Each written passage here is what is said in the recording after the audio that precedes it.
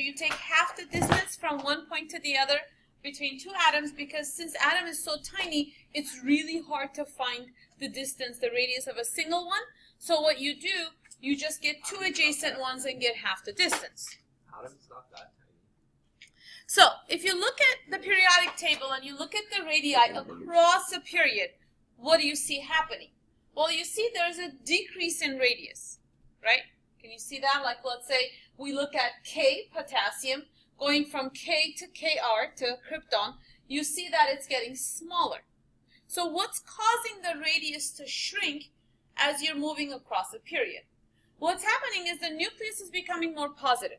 So as the nucleus becomes more positive, the electron cloud gets pulled closer to the nucleus. Okay, and that's what causes the shrinking. Now, when you look though down a group, what do you see? It gets bigger as well. It gets larger. Why? Well, now as you're moving down a group from, let's say, period 2 to 3 to 4 to 5, 6, 7, so on, you're adding more energy levels. So now the electron cloud is getting farther away from the nucleus. Okay? So since you're adding more energy levels, the electron cloud is expanding. It's making the radius bigger. Even though the nucleus is getting more positive in that case as well, but the positive is not enough to the added energy levels.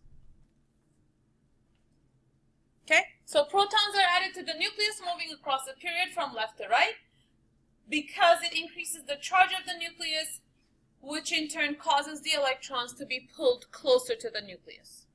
So, moving across a period, the radius shrinks because the nucleus becomes more positive, electron cloud gets pulled closer to the nucleus. Where does transition? We can go back.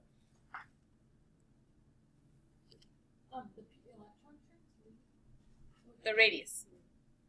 The size of the atom gets smaller as the nucleus becomes more positive. Wait, what slide are you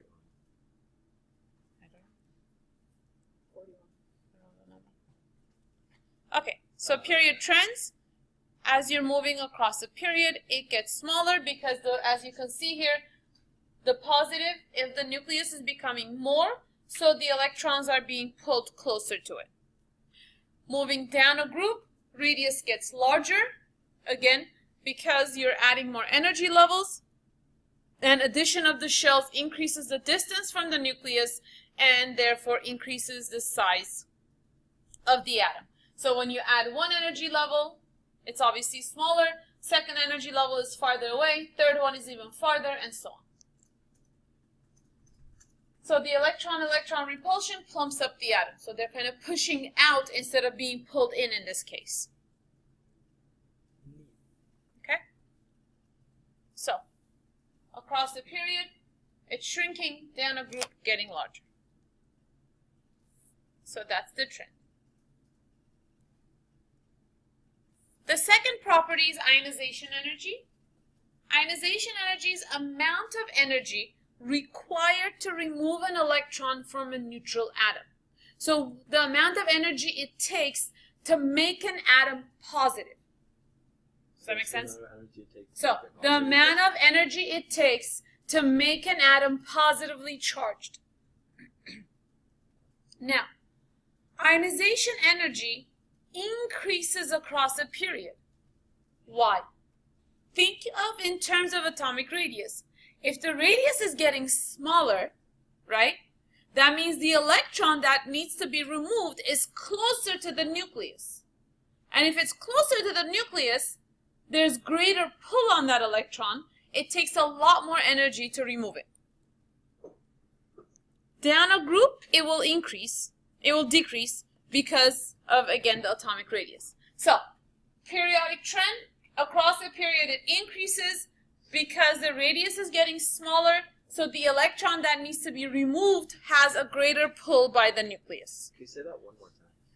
So, once again, across a period, ionization energy increases because the atomic radius decreases.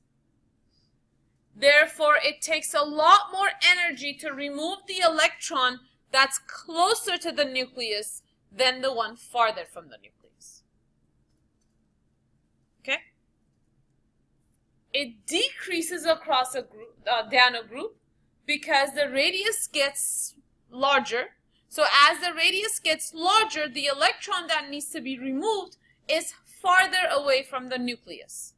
So an electron that's farther away from the nucleus has less of a pull by the nucleus, so it is easier to remove.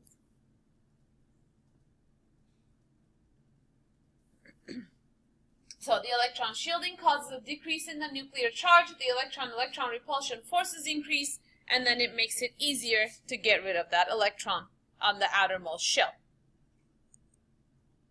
Okay, I'm not going to worry about the graph too much.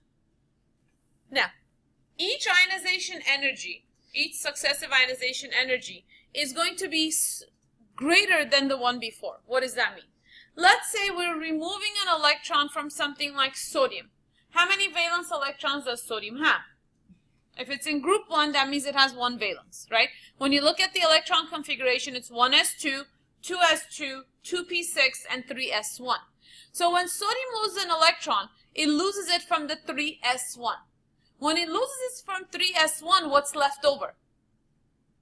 1s2, 2s2, 2p6. What element is that?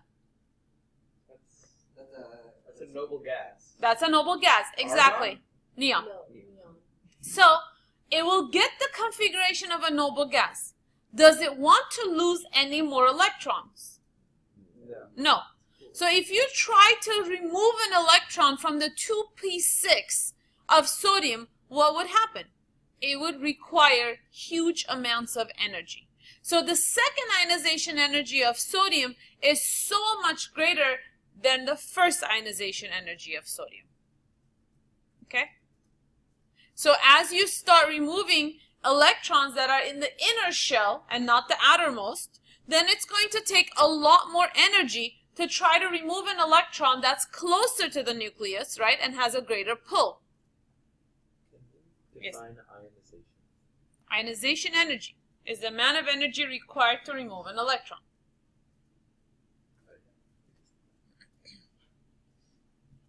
Okay, so once the element assumes a noble gas configuration, so once it has a configuration that resembles a noble gas, it's stable at that point, and it does not want to lose any more electrons or gain. At that point, it's stable, it's done. That's where it wants to be. So is it sort of like taking one of the, what they're called right now, but group 1 elements? Alkali metals? Yeah, and they just, if they lose their 1 electron, Then their configuration It's looks pretty like a much noble gas. it's pretty much impossible to make it anything else. Right. It doesn't want to be. I mean, it's not impossible, Well, but yeah, it but it takes a requires lot of huge it. amounts of energy, and it's not energetically favorable process, so it doesn't go through that process. Okay. Okay? So it's taking something stable and making it unstable. Right. Doesn't happen. Which won't happen. Well, only forcefully. Yeah. It won't happen naturally. Okay. Ionization energy trend, once again, increases across the period and decreases down a group. Okay, so as you move down a group, it gets larger, so less energy to remove an electron that's farther away. Okay. The third property is electron affinity. Electron affinity is the energy released when a neutral atom takes up an electron. So basically, amount of energy given off when an atom becomes a negatively charged ion. Once again, electron affinity is the amount of energy released once a neutral atom becomes a negatively charged ion. Okay? Now, atoms such as halogens have about 7 valence electrons.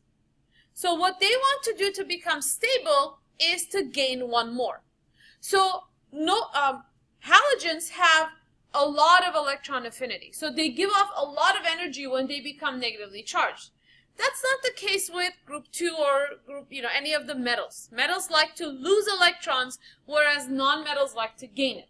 So the trend across a period, you're going from metals to non-metals, right?